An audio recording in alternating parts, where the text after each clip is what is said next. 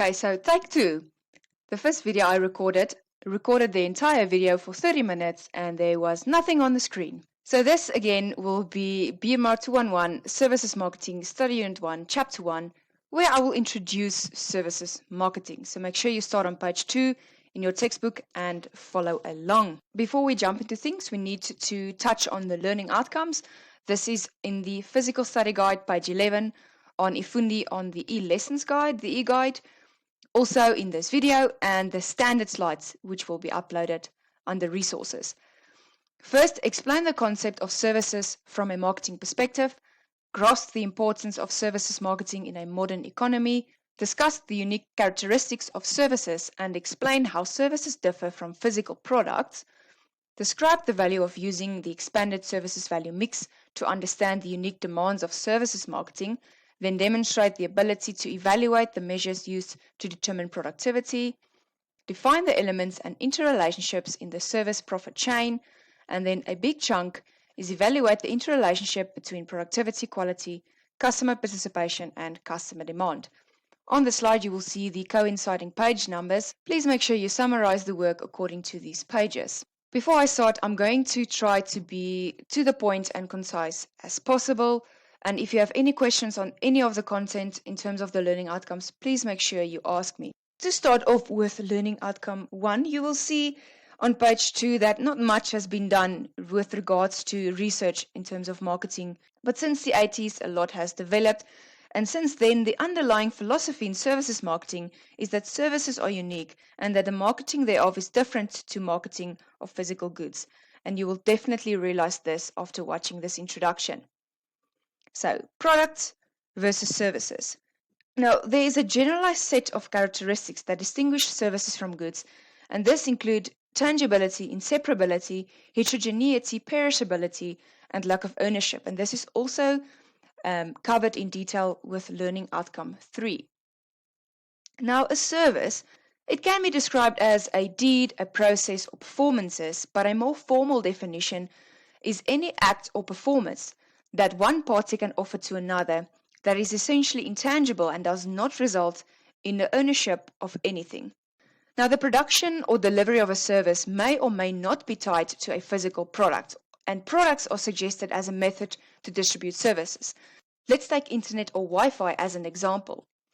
You will see the router on the screen, and then to get Wi-Fi, which you cannot touch because it's wireless internet, you need a physical product like a router or a modem to distribute the signals and therefore get you access to internet.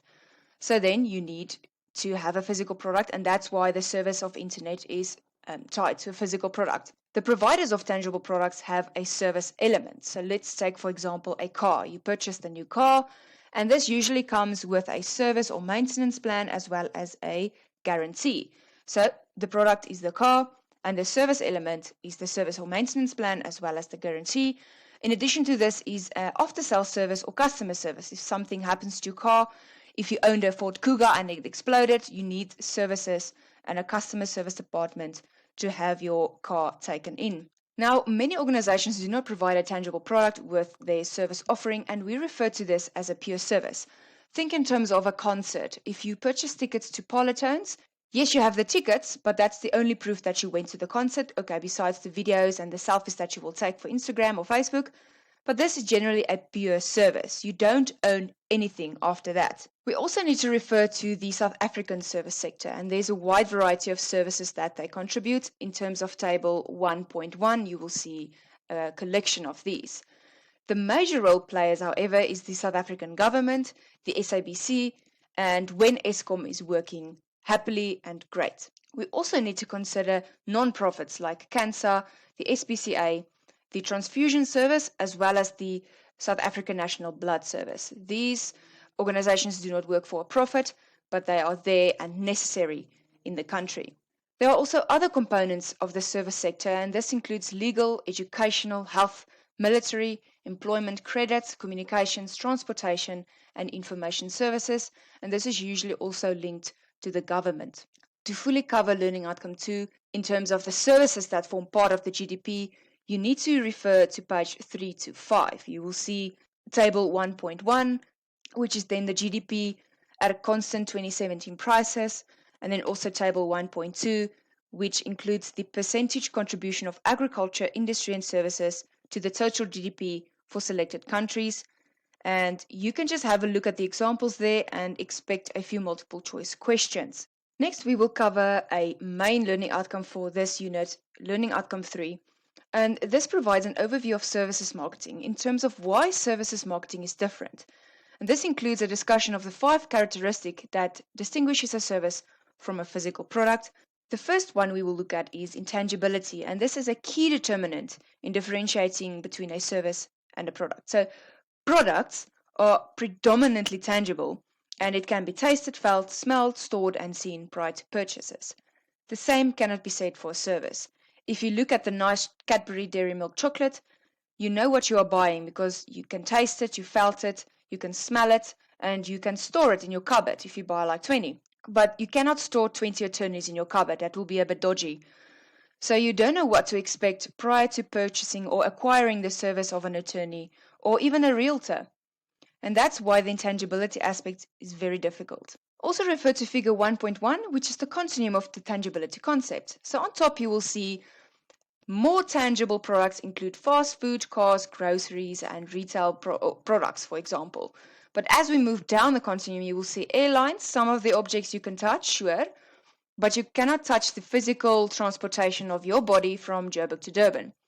Then business services, insurance organizations, lawyers, architects, yes, you can touch the person, but not the service that you are paying for. Those items or services are less tangible. Now, there are several marketing implications for this concept, and you need to refer to 5 distinct implications. The first one, it is very difficult to patent a service. Yes, when you have a tangible machinery or an idea or a concept, you can put it on paper and you can patent that idea, and that belongs to you. But when it comes to a service, you can't patent that. For example, New Metro cannot patent the service of selling tickets to watch a movie and get popcorn and snacks and a drink to watch a movie. They can't patent that. It's not possible. So that's why it's a bit difficult. And that's why competitive advantage is also difficult to obtain. It's also very difficult to demonstrate before you purchase it. So to overcome this obstacle and to assess quality, many service organizations use tangible cues to which customers can relate or with which they can identify. If you draw a comparison between New Metro or Ster-Kinekor, then there are certain things that you like more because of the tangible cues. For example, Cine Pristine. You pay a bit more for a ticket, but you have a lazy boy. You can lay on your flat back if you watch a movie, and it's a lot less people in the cinema. So they use tangible cues to create an environment and a vibe.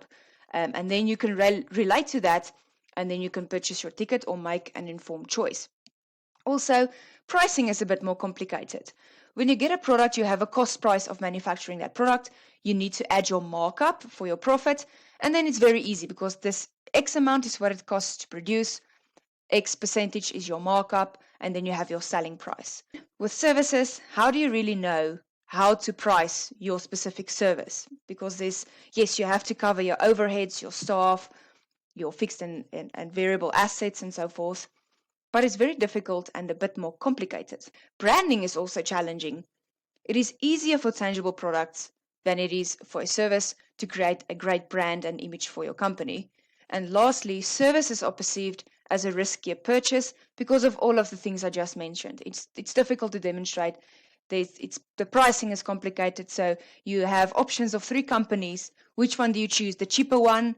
Well, not necessarily, because it might be a dodgy service, or they just take you through it quicker than when you would buy a ticket for a bit more expensive. So you also don't know what to expect, and that's why it's a bit riskier. But there are ways to overcome this. For example, the operator or the service organization can create videos. They can post their positive reviews of past service offerings from customers, and then that gives you an idea of whether it will be worth your bucks to spend at that specific service organization. They can also overcome this by creating a strong image and brand recognition that can reduce the level of risk perceived by potential customers. But all of this is interrelated. To have a strong image, you need those reviews and videos. That's how you build your image. And also your brand needs to be recognized to start with. We also need to refer to inseparability. Now, this is reflected by the interconnectivity between the service provider delivering or producing the service, the customer involved receiving or consuming the service, and other customers who may be sharing the same experience. On page 8, you will see 5 points that illustrate the nature of the inseparability characteristics of a service and the delivery of a service. First of all, for many services, the service provider must be physically present to produce or present the service. Let's take the dentist, for example. You cannot go and pull a tooth without the dentist being present, and the other way around, you cannot have a tooth pulled if you are not there. In these situations, the service provider becomes the tangible cue against which the customer partially evaluates the service. So if you make an appointment at a new dentist, you will see their website. That's a tangible cue. You will see their Facebook page, the reviews. You will go to the office if it's easy to find. There's signage, the receptionist. The office space is clean, it's sanitized. So that gives you an idea in terms of tangible cues of how to evaluate the specific service. Then next, in the case of a haircut, a massage, surgical procedure, or a manicure, the customer must be present to receive the service. This is also similar to the first example. But now what you should consider is that you, as the customer, your involvement in the production of a service directly influences the type of service required. If you are late for your appointment at the dentist, they might penalize you. You might lose your appointment. If you are scared, you will have a bad time. It will also impact the duration of the service, the demand cycle, and ultimately the successful completion of the service. If you give the dentist one look and you think, nope, I'm out of here, then obviously the service cannot be completed successfully. And then, as I mentioned briefly, the environment in which you are getting the service is also very important. It needs to be clean. So you, as a potential service business owner, needs to make sure your establishment is clean, it's safe for customers, and people want to be there. Next, we also need to refer to being partially and remotely present. In the first example, when you take your car for a service, you do not have to be there unless you don't have transport. You take your car to the dealership, you drop off the car, you go home, go to work, go to school, whatever. They complete the service of your car. They call you to collect your car, and then you collect your car. Hopefully you are happy. But you only have to be partially present. Then with the next example, it's remotely present. So when you are watching this video, you are remotely receiving the service of education. For example, you are watching this lecture, and you don't have to be in my office or in the classroom. You can go on Ifundi, you can download the video, and you can watch it remotely. Wherever you get access to internet, that's where you are remotely present to receive this service. There's also an instance where other customers are there. So let's think of this. First example, you are sitting in a dentist waiting room, and next door you are hearing someone screaming like mad. They are having their teeth pulled, and all of a sudden you are very nervous. So that will impact your service experience, obviously. Another example on a grander scale is you're going to a soccer match or a concert, and everyone else around you is also consuming the service at the same time, and that might be a positive or a negative experience. Positive being obvious, everyone's having a great time. Negative, the opposite. They are spilling their food or drinks on you. They are cursing. They are not very positive, and then obviously you will have a very bad time. Next, we need to look at heterogeneity, and you need to maybe watch this part a few times to really grasp the concept, because in the past, students really get stuck on this concept. Heterogeneity refers to the variations in consistency that may occur between different service transactions. It is not variations in service options, for example, going for a hot stone massage or a head massage. That's not the variations. It's the variations in the consistency of receiving, for example, the hot stone massage on a Monday or on a Wednesday when someone else is working or the same person is working. Now, heterogeneity is a result of human involvement in the service delivery. You know, humans are different. We have moods, we have emotions, and from one day to the next, it can be different. It's also due to a lack of standardization. Quality control is also difficult to achieve, and in some cases, standardization as well. One enterprise or industry that tries to overcome this is franchises, and they try to do this to achieve consistency. So in terms of achieving consistency in a franchise, to counter the effects of heterogeneity is through training. recipes, manuals, and control processes. So if we take the example of KFC, they have the same recipe, that is no doubt, but still you can have a different quality output. For example, you go to a branch at Volmall, and one day it's very oily, and the next day it's crisp and fresh. So this will depend on the time of day that you order, the cook that's making the food, because it's human involvement. So there's a standard way of cooking the food and a recipe, there's a manual, there's training, control processes, but we are still human. And humans, as I mentioned, have moods. So one day you can go to KFC, have a great time, great food. The next day it can be the same meal but terrible, and also the people are or might not be friendly. There's a video you can watch to explain this concept of overcoming heterogeneity. It's from McDonald's. They call it Hamburger University. So I won't play it on this video. I will post the link on the Fundi site so that you can watch that video.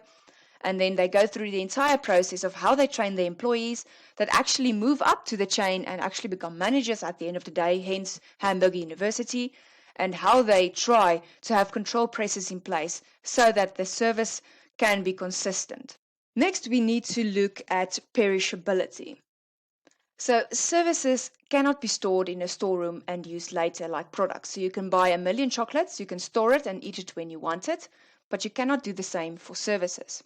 If we take the example of a plane, so for example, air transportation, so you book your ticket from Joburg to Durban, then it is perishable. Once you get off at the airport in Durban, it's gone, it perished. What you also need to consider is that demand cannot be stored. So this is from the airline's perspective. If you have a dedicated slot for Wednesday, 8 o'clock, Joburg to Durban, and you have 120 seats to fill, but at this stage you only have 20 seats filled, there's not enough, obviously, not enough demand to fill up the entire plane. So you cannot store that. But what you can try to do is, when the time comes closer to the flight, you can decrease the price and hopefully it will increase demand and then you can fill up your plane. So there's definitely a variation in supply and demand that you need to consider. This is from the business perspective.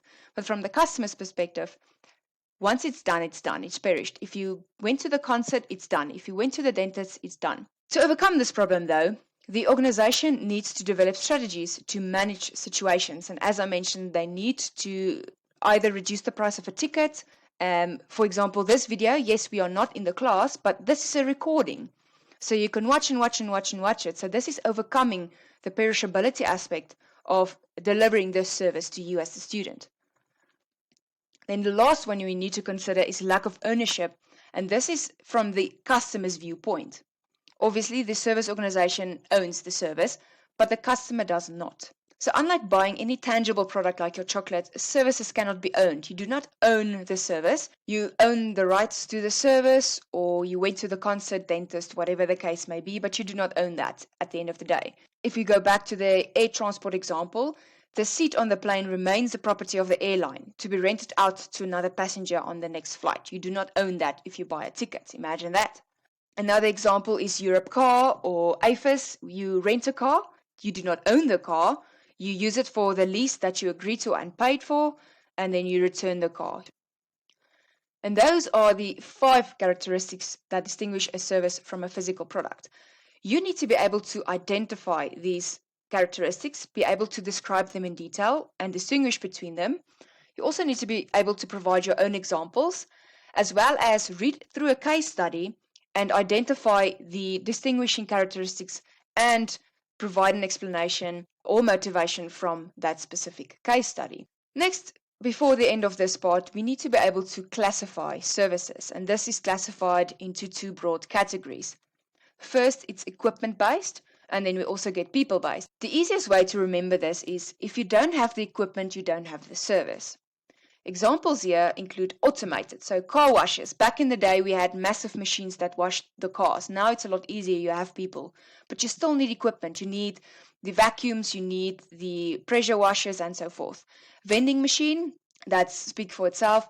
Next, we refer to unskilled operators. You don't need a degree to become someone that drives a taxi or works at a cinema, but you need the equipment for that to actually function. Then skilled operators like airline pilots. So you can be a pilot, great, but without a plane, there's no service. When we refer to people-based services, first we refer to unskilled labor. So you need security guards, but they are not necessarily skilled. Yes, they need training, and then they can provide security to any business. Next, skilled labor, electricians and plumbers, and then lastly, professionals, including accountants, medical doctors, and architects. When you read through a case study, make sure you are able to first identify whether it's equipment or people, and then the subtype in terms of the case study. That brings us to the end of part 1. Make sure you watch the video for part 2, which will cover learning outcome 4 to 7. This will be the second part of BMAR211 Study Unit 1, Chapter 1, where we continue to introduce services marketing, and in this video I will cover learning outcome 4 until learning outcome 7. Learning outcome 4 deals with the service value mix. The traditional marketing mix consists of 4 P's, namely product, price, promotion, and place. So this should be familiar since you had BMAR211 or 121.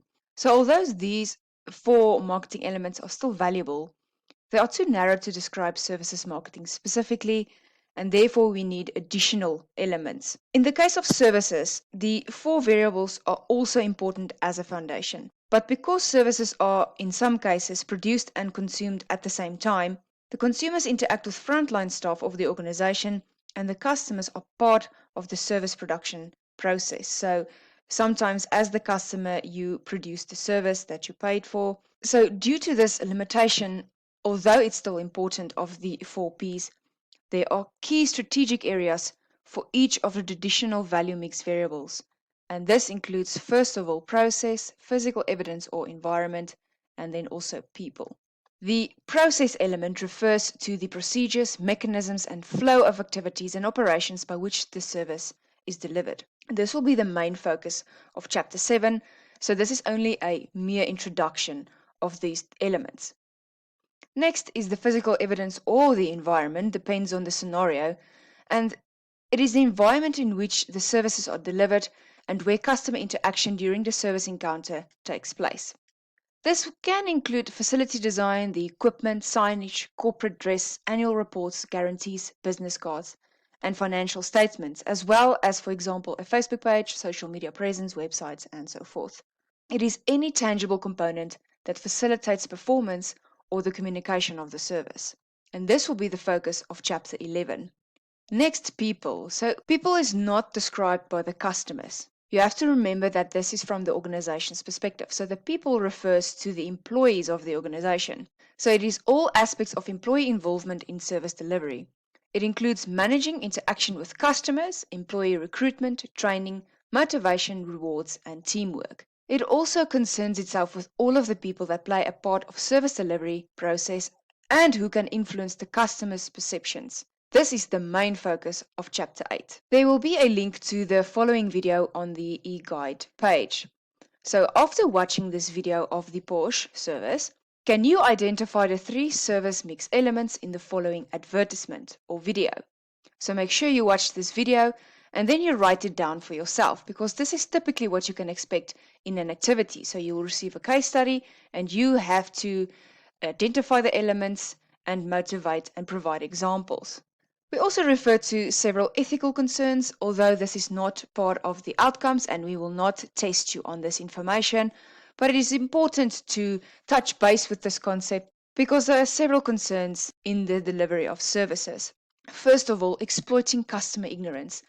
So this is where customers pay for work that has not been done or not done properly. So if you drop off your car at a service station or a manufacturer, you are never sure whether they actually replace the parts unless they show you this has been in your car. But then again, they could have just taken it from another car. So how would you really know? You have to trust them. But some companies unethically and unfortunately actually do this. Or service providers omitting hidden cost information. Let's take the same example. They tell you that for your BMW, a service will cost 2,000 Rand. But they don't add the labor, and when you get the invoice, they add 1,500 Rand for labor. So they don't give you the hidden costs. Or you pay the 2,000 Rand, but you're not really sure what you paid for. So that's why you always have to request a detailed invoice. There's also the element of complexity and fairness. So this is about transparency when costing structures are complex. So this is where the manufacturer or the service company needs to be transparent and explain to the customer what they are actually paying for. Fairness is an outcome of just treatment, equity, and impartiality. And customers should be treated the same. Doesn't matter if you're young, old, a male, female, any gender, any race, you need to be treated fairly by the service organization. Now we will get to the part on page 13 concerning services and profitability. So you have to make sure that you refer to the traditional or normal slides that from page 13 to page 19 will deal with learning outcome 5 and learning outcome 6. Mainly learning outcome 6 will deal with the service profit chain, which is the image you see on this slide, and also all of the elements listed below. So there are critical linkages between internal service quality. So this you will see on the top left, and just follow the arrows. The internal service quality of your service organization will impact employee satisfaction, and you need a satisfied employee to retain them. Just think for yourself. If you are not a satisfied employee, obviously you will look for another job if that is possible. And when you are satisfied, you have motives to stay, and also your productivity increases. If you're not happy, you're not satisfied, you will not be as productive as you would be when you are satisfied. This is the internal environment of the business. And this, everything in relation to each other that's linked to each other, will lead to external service value that you will create for the customers for your particular organization. So if you have below the mood or emotional employees, then that will reflect externally. Then customer satisfaction will either be good or bad. So depending on whatever is created by the employees, if you have satisfied customers, eventually this will lead to customer loyalty, retention, meaning they will stay with your business and become loyal. They will not move to a different company or competitor. You also get repeat business from these same customers, and they also refer you to other customers so that your customer base can grow. What happens when this takes place? Usually you have an increase in your revenue, you get more income, more turnover, and also your profitability will increase. So you have to make sure you know that all of these elements are interrelated. So usually when your profit isn't that high, it's not necessary that it's down to employee satisfaction. It might be that there's a lack in marketing, but for the purpose of this outcome for services and profitability, you need to make sure you understand there's a link between all of these elements. And you also need to make sure, because it's not summarized in the slides, that you cover the detailed descriptions of all of these elements, and this is covered from page 13. For the main part of learning outcome 5, this will deal specifically with productivity. And productivity measures the amount of output produced relative to the amount of inputs used. It can officially be defined as the efficiency in the process of transforming input resources in a service or manufacturing process into customer value. You also need to be able to distinguish between the internal and external efficiency, where we will also now touch on efficiency and effectiveness. Internal efficiency is cost efficiency. This is how efficiently outputs can be produced using a given amount of production resources. And then external efficiency can be considered as how efficiently and effectively perceived quality can be produced. This then links back to the definition of productivity.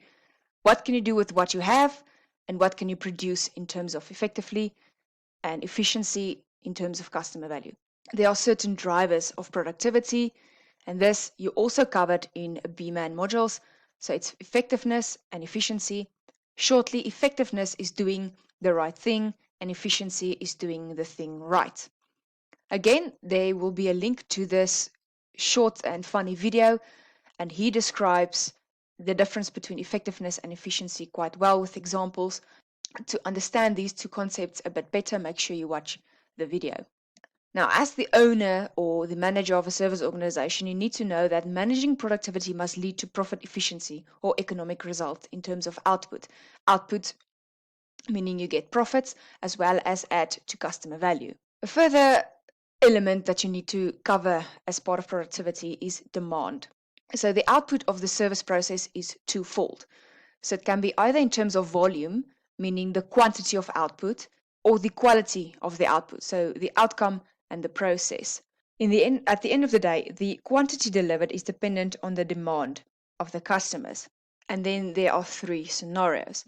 So if demand meets supply, so demand equals supply, then capacity efficiency is optimal. If there is excess demand, so too many people wanting your service, the capacity usage is full.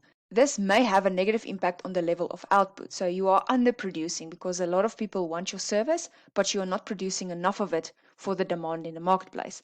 And then a third option is if demand is lower than output, then the capacity is underused. So this is overproducing. That means you are producing too much of the service and there's not enough demand. And then you need to make sure you create enough demand. You also need to know how to measure service productivity. And this is in a simple equation. Service productivity equals the revenues from a given service divided by the cost of producing the service. Lastly, we look at learning outcome 7, and this deals with the interrelationship between productivity, quality, customer participation, and demand. And this is covered from page 19 to 24. The image in this video was in the previous edition of the book, so you can use it as a guideline because it sums up this entire concept. Several things you need to consider as part of this discussion. Make sure you review the textbook in detail because this is only summarized in bullet point, where it is a lot more detailed in the textbook. There are also important aspects of productivity management in services that you need to consider as a manager or owner of a service organization.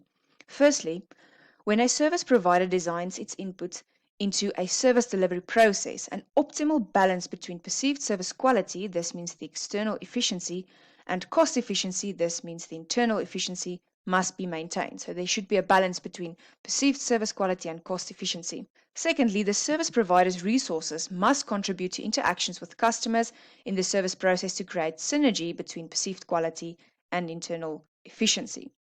And then lastly, demand must be managed in order to establish a balance between perceived quality and internal efficiency. If there's no demand for your service, then you will not be successful in the long run. Also of note is that increasing productivity and increasing service quality can be done at the same time. And below are some ways to realize this objective. This is also covered in detail in your textbook on page 21, so make sure you review this. Then lastly, measuring service productivity is covered in detail on page 22 to 24, so make sure you read through that section. But of note is that the increased importance of service industries over the last 2 decades and current concern over productivity growth have stimulated interest in productivity measures for this expanding sector of the economy. I think even more so with the COVID pandemic, where a lot of services had to be brought to a halt, especially in the tourism industry. And then what you can also refer to is ZetaML's identified key research questions to address service quality and profitability. And this you can use for future research. When you reach your 3rd year, you can consider whether you want to continue with honors and postgraduate studies. And typically, these are some of the questions that are addressed in the service industry. And we need you to become a postgraduate student so that you can answer all of these questions and further grow the services industry. And that concludes the first study unit, chapter 1. So on this slide, you will just see a massive summary of all of the topics that we touched. You can also review the normal PowerPoint slides for the plan or the layout of the textbook, but just make sure you follow the e-guide and the study guide to make sure you cover the correct content for tests and assessments.